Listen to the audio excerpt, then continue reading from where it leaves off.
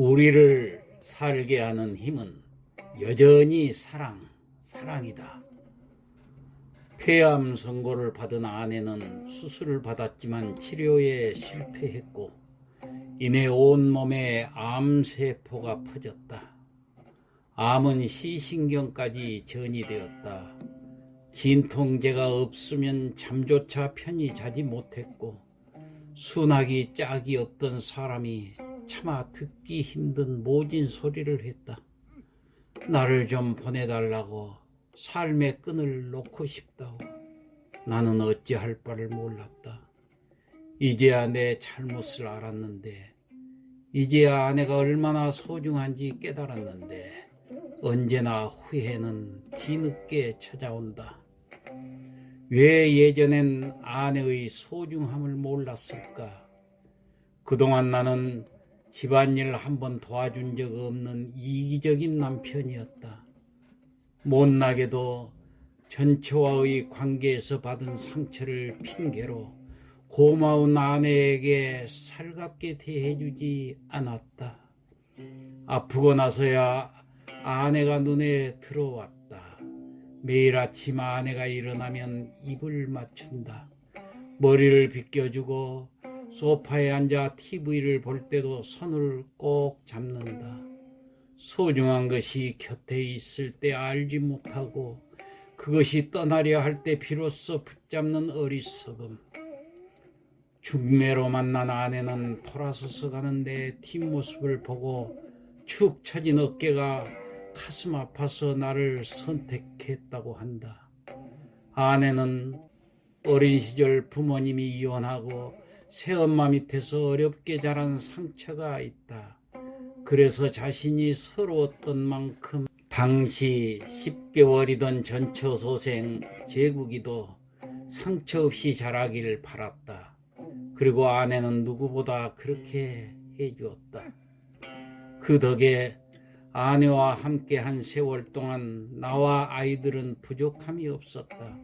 하지만 그만큼 아내의 고생은 컸다. 20년이 넘는 시간 동안 자기 몸 한번 돌보는 법 없이 가족만을 위해 살았다. 아내가 아프고 4번째 가을이 찾아왔다. 요즘 외출할 때 나와 아내는 손을 꼭 잡고 다닌다. 금슬 좋은 부부처럼 보일까? 사실 우리에겐 절박한 이유가 있다. 암이 뼈까지 전이되어 이제 넘어지면 그대로 뼈가 부러질 만큼 약해졌다. 갈비뼈, 허리, 대퇴부까지 암이 퍼져 있었다. 요추는 모두가 암덩어리 자체였다. 더 이상 할 치료도 없다. 아내를 등에 업고 다시 집으로 갈 밖에. 등에 업은 아내가 너무 가벼워 금방이라도 날아갈 것 같았다. 먹기만 하면 토하던 아내는 이제 피를 토하기 시작했다. 나는 여전히 아내를 놓고 싶지 않다. 그러나 아내는 이제 내 손을 잡고 있기 힘들어한다. 견디기 힘든 극심한 고통에 아내는 자꾸 무너진다. 그래도 아내가 집에 있으면 방에만 누워 있어도 사람 사는 집 같다. 아내가 통장과 보험을 정리하기 시작했다.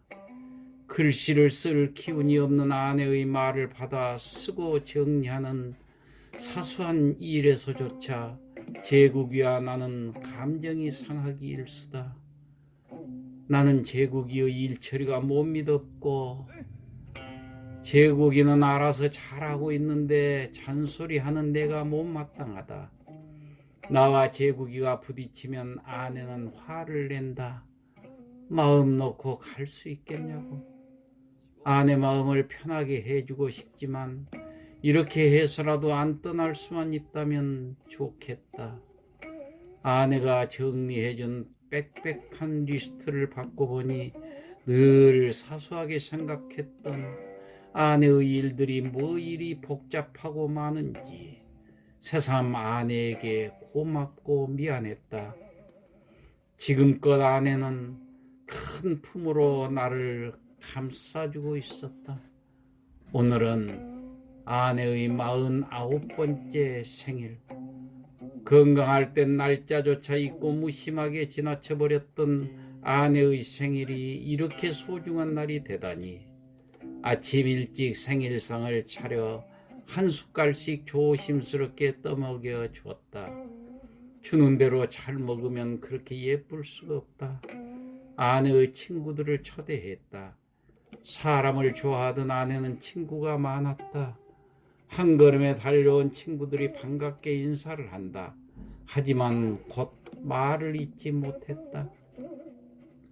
침대 옆에 앉아 이리저리 말을 붙이다가 참지 못하고 밖으로 나간 눈물을 흘리는 친구도 있다.